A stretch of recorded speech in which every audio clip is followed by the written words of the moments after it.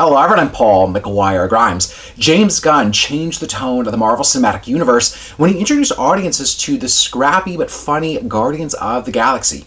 He's now set out to say goodbye with Guardians of the Galaxy Volume 3. It's in theaters May 5th, and I want to talk about it. This is Paul's trip to the movies.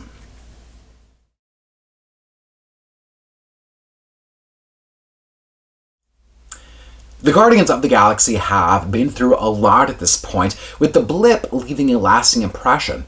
They're all living on their headquarters called Nowhere, with Chris Pratt's Peter Quill treating his depression by being a drunken mess. Zoe Saldana's Gamora is now a variant off in another sector of the universe, no longer the friend or partner that she once was.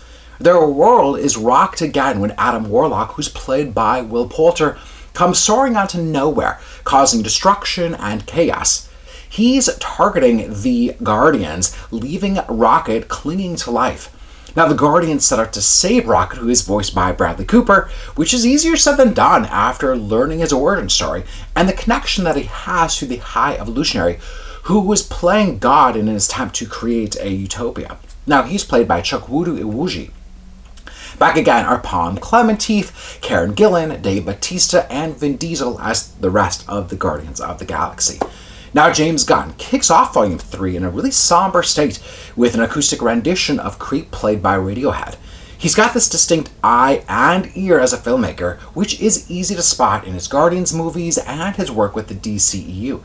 Now, that is present here, even if the atmosphere is noticeably different than what he brought to Volumes 1 and 2. Now, those movies were light, they were fun, they were funny, they were happy, and you couldn't stop from laughing.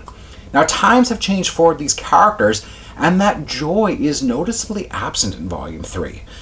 Now, Gunn uses Rocket as the catalyst for the conflict, but I feel him trying to make this as big of a movie as possible to end his trilogy. It's overstuffed with far too many characters, with Gunn trying to then give them all plenty of screen time. Elizabeth Debicki and Sylvester Stallone return, but ultimately feel just unnecessary. Now, Marvel made a big deal about Will Poulter joining the cast as Adam Warlock, but he's basically used to then bookend the film. There's so much that could have been done with his character, but it feels like he's just kind of wasted to the sideline for most of the film. He could have been the film's main villain over the High Evolutionary. There are some endearing performances from Dave Bautista's Drax to Linda Cardellini, who voices an otter, and Bradley Cooper's wisecracking Rocket. Now, I see Gunn making a film about chosen family and the ties that bind us as outcasts, and he's created this villain that is playing God with really dangerous results, including human trafficking. But it never quite comes together solidly for a film that's trying to conclude a trilogy.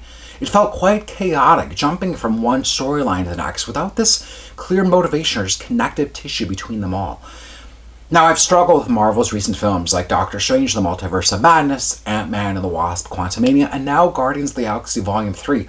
All of these are set in different realms and galaxies, but for me they struggle at being grounded in realistic and relatable conflicts, which can be done in stories set in outer space. These all rely on heavy CGI to bring these films to life, but the sacrifice is tangible realities. I wasn't connecting to anything or feeling that emotional tug that Gunn is aiming for until the climax, but it didn't land as strongly as it should have. It's hard to say if this is Gunn's true vision to end his trilogy, or if he felt caught up trying to fit his characters into a universe that's now 32 films in. I'm giving Guardians of the Galaxy Volume 3 2 out of 5 ticket stubs. If you like my review today, click subscribe on my YouTube channel. I'd love to hear from you. Follow me on social media at Paul's Movie Trip. Do you have a favorite Marvel character? What do you think of the Guardians of the Galaxy movies? I'd love to hear from you. Now, I don't want to deter you from seeing this movie, so if you do go see Guardians of the Galaxy Volume 3, go see it at your local Imagine theaters. I just love that theatrical experience, seeing a movie with a big crowd, laughing together, crying together. So go follow them on social media at ImagineMN. They've got some fantastic programming coming up. And don't forget, I do a film series with them the fourth Sunday every month, 3 p.m. Coming up May 28th is Alfred Hitchcock's Rear Window, and then June 25th is The Dark Knight. Tickets are on sale for both of those movies. I would love to see you there.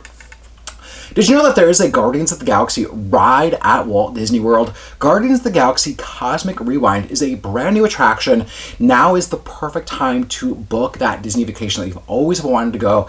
Now go visit my friends at Mousier's Travel. They can start helping you plan that Disney vacation. I know it can be overwhelming, but trust them. They'll set you in the right direction to help you plan your favorite family vacation. And don't forget, Paul's Trip to the Movies is brought to you by Popcorn. If you're going to do a rewatch of the Marvel Cinematic Universe, you're going to want to have some popcorn in hand. Last time I was in there, they have a Marvel bucket. So go pick it up, fill it up with your favorite popcorn, if you want sweet, salty, savory, chocolatey, fruity. They literally have a flavor for everyone. So go stop in the store today, get that Marvel bucket, sell it out, and fill it up with your favorite flavor. Don't forget to go to my website, paulstriptothemovies.com, for even more Marvel reviews. Thank you so much for watching my review of Guardians of the Galaxy Volume 3. This is Paul's Trip to the Movies.